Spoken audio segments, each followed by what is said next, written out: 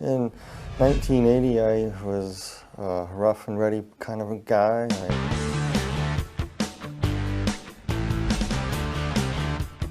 I drank a lot and partied a lot, and I was moved to Tucson, Arizona, and I was working at a construction site, and one of the guys brought some water from Mexico that was contaminated.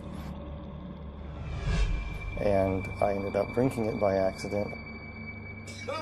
Got real sick, contracted cholera, and within about 72 hours I was flat on my back and basically dehydrated. That's when I passed away. I noticed that when I passed on, that of course I wear glasses and I'm very nearsighted. I noticed that, first thing I noticed is that I wasn't wearing my glasses and I could see clearly across the room. And when I turned my head, I noticed that my body wasn't moving. And I was lifted right out of my body and hovered over my body, looking down at myself and looking around. And next thing I knew, I went through the ceiling of the room I was in, and I was transported into a very, very, very black, dark void.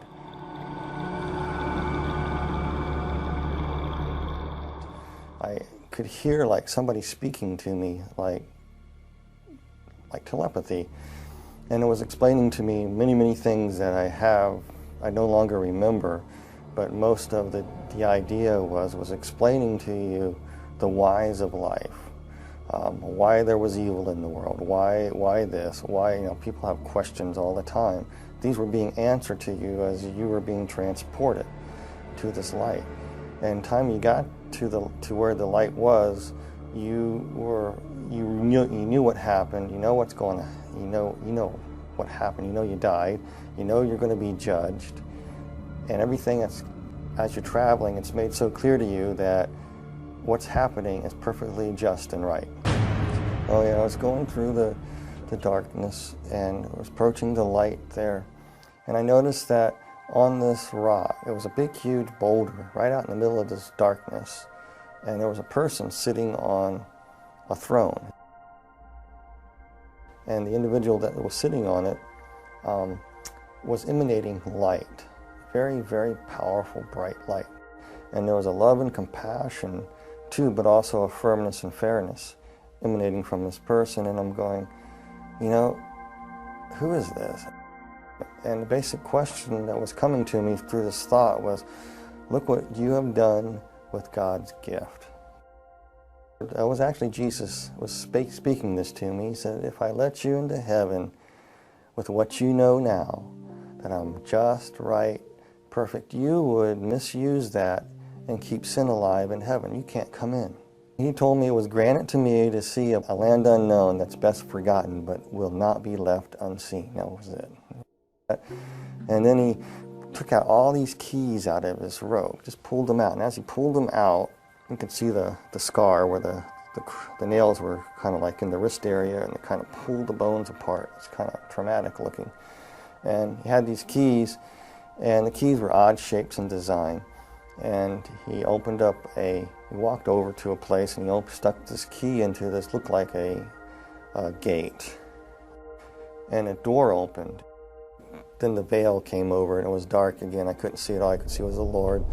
And I was being moved toward this door, and I went through that door into a void. A tornado vortex. It was just going round and round. It was a tunnel, spinning horrendously around, just roaring and roaring and spinning and spinning and spinning.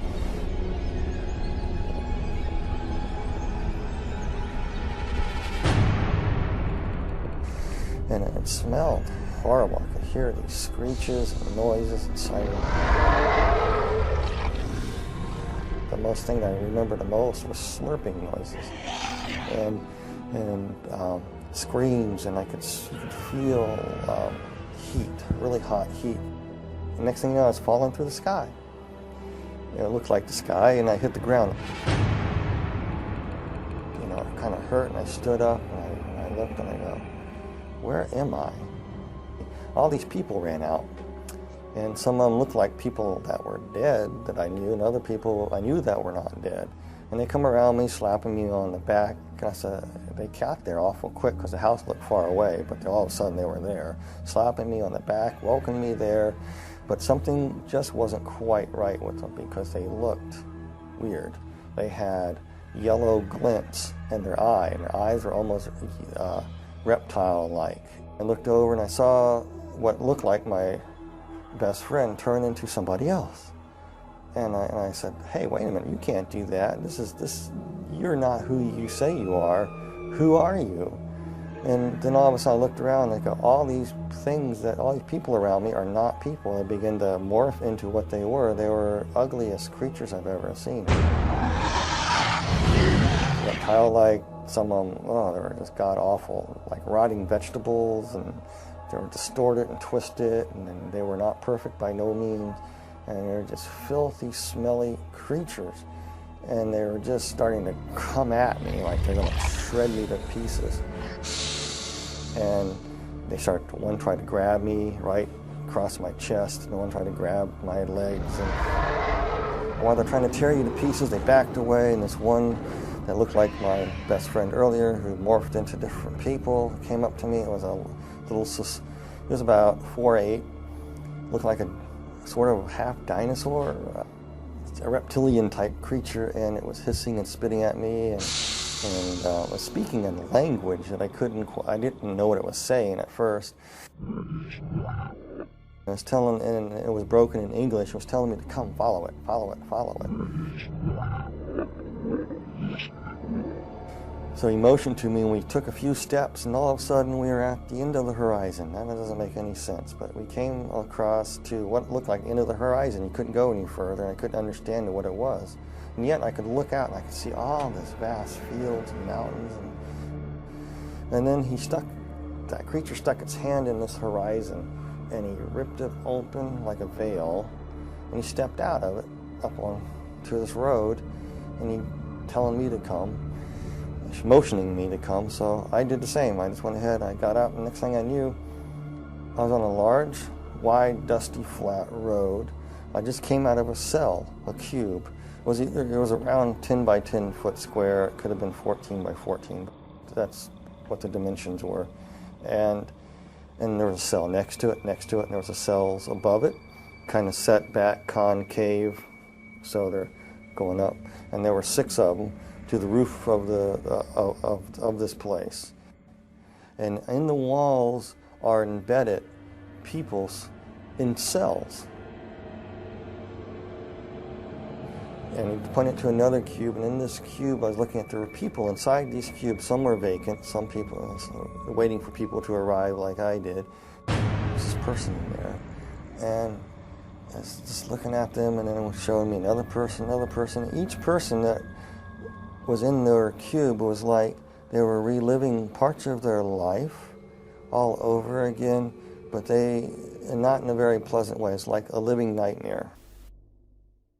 And as we were walking along, I realized that hell is just an enormous big place, and there's many other parts to hell that I did not see. I just saw this place called the pit.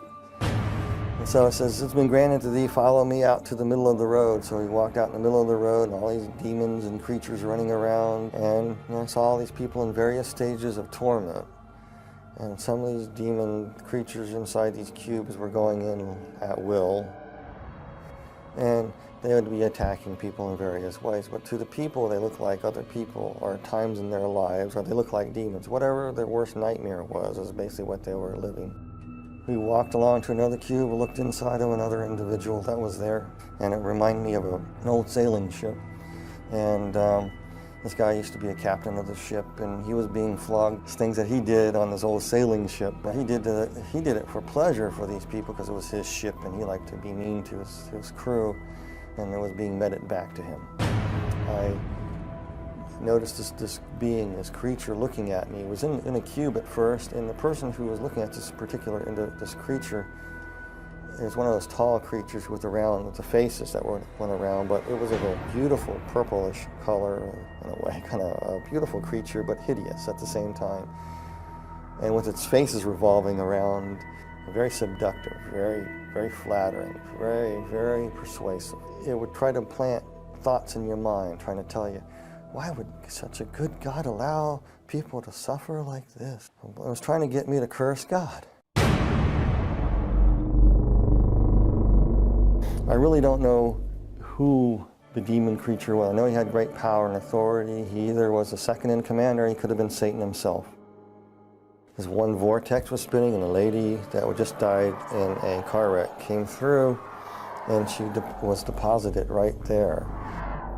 And I saw her as she arrived, and inside her cube, she saw it as the illusion of her grandmother's farm, her grandparents' farm that she loved so well as when she was growing up. And her grandmother recently passed away too, so she got in this cube, and immediately she thought she was in heaven because there was her grandmother waiting there welcoming her. The grandmother that was actually a demon that gave the illusion of being the grandmother said, "Dear Pudding, you made it to heaven. I'm so glad you're here." And she really thought that she was in paradise. But there was a darker side to her. She would make her children be what she wanted. Her children wanted something else. She wanted them to be this. And if they didn't do it her way, it was the fist. It was verbal abuse. It was cutting down. So as she sat down, I was watching it, and the tree's limbs just grabbed her. And then she realized she was not in paradise. And as we passed some cubes, there were people inside, and they were trapped in flames. And it was like their skin was still intact, but they were burning. And there was an individual, and he was playing pool. And this guy was a child serial killer, but he lived in the 1940s. But he was in this pool hall playing this pool before the punishments would commence again. He thought he had a break. And then these people in there would torment him and come and run and just grab him and tear him up. And out of the sky, I could see this big demon coming down. It reminds me of a snake. He just gobbled him and swallowed him. Then all these other little demons came up and said, "That's no fair. We didn't have our chance with him yet." Regurgitated him back up. He was whole. I know this sounds really bizarre, but that's what happened. Then all the other little demons, little teeny things, about 3 foot tall, just jumped on him. And he was powerless. And they were beating him and clawing him. And there was no rest for this guy whatsoever after that. It was constant torment. Everything that he ever done was being justly put back there. I came to a cube, and I was looking at this, and this was a woman. She was dressed in fine garb. She was a temple prostitute, basically what it was. And she was somebody who died in Corinth around 69 AD. For a price, she would have a newborn son. For some reason, their religion was some strange thing. When you have a newborn son, you can offer it into a statue, and there's flames underneath the statue. You put the baby on the statue, and basically the baby would be cooked. And here she is in this temple. There was no let up to her torment. It was almost like all the little babies that she burned that were hers and other people's were tormenting her, mocking her, pouncing on her, just crawling and tearing her up. And she just screamed, and I had to turn away and walk.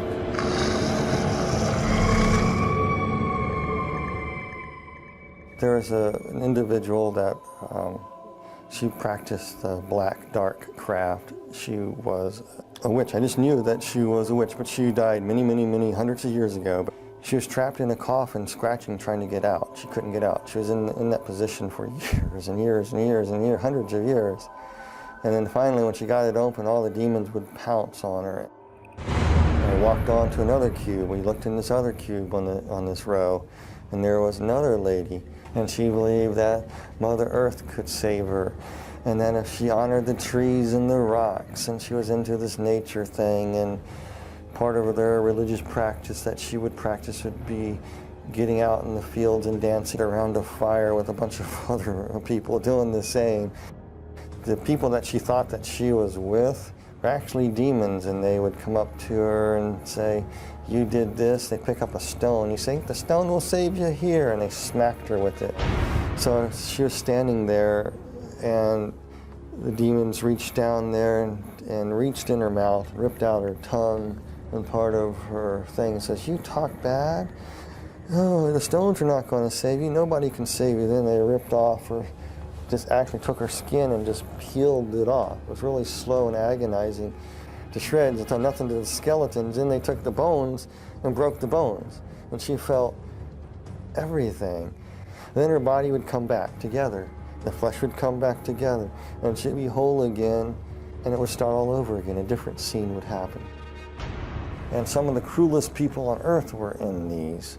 You know, some people, I don't like to say names of people or anything like that, but I will, you know, this one particular individual is definitely there, and everybody knows who it is. It's Adolf Hitler. Hitler was sitting in a cube. The cube was open, and it was just burning flames. He's just sitting there burning. And his flesh wasn't burning, and he had this hideous look on his face. And he was, as he was burning, the flesh would be rotting, and he was feeling every bit of it. It was almost like every oven of the gas, of the concentration camps, all the tortures that went on there were being meted back to him in one intense flaming bit of stoked up white hot heat that would rot his flesh away at the same time, make him ashes, come back. He was just being tormented like that. He was just, I remember having a weird look on his eyes. It was just angry, vicious anger. When we return, Brian Melvin tells how for a moment he thought he may be trapped in hell for all eternity. And we were walking in another segment of hell near the back recesses of the wall, another segment of the deep dark pit. And we're coming to this one pit there was one place, and the cube was open, and inside there, this demon was trying to get me to go inside this cube in what looked like a dentist chair. I'm not afraid of dentists at all, but this thing looked like a dentist chair to me, with all these hideous creatures in there trying to say, this is where you are going.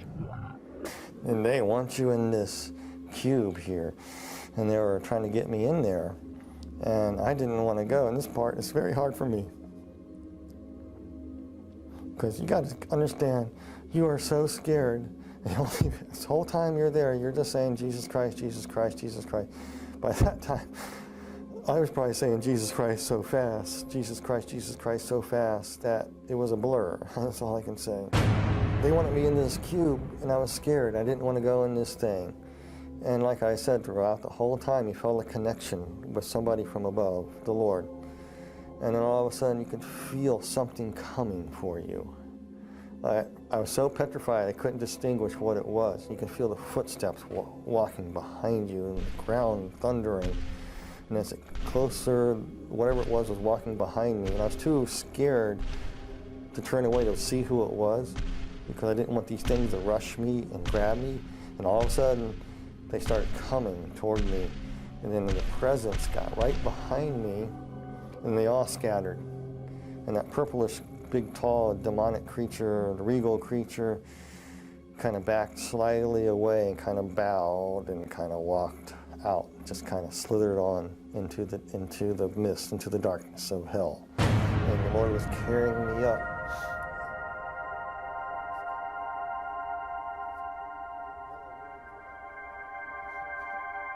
And I knew who it was. It was Jesus. He picked me up. This part I remember though so clearly. He just picked me up in his arms, and I could see where they crucified him. As he's holding me, his bones are pulled apart. He's saying, you pulled apart my bones. And he carried me. And kind of floated through the air and went through the center of the bottomless pit. I went straight up. I remember bits and pieces of being taken to a hospital and waking up in a hospital room, and nurses poking me. And when I woke up out of this thing trying to breathe, I grabbed the doctor and said, I'm not in a cube, am I? I better not be in a cube. And the doctor says, no, you're in a hospital. And I was no longer an atheist. There was a God, there is a heaven, and there is a hell.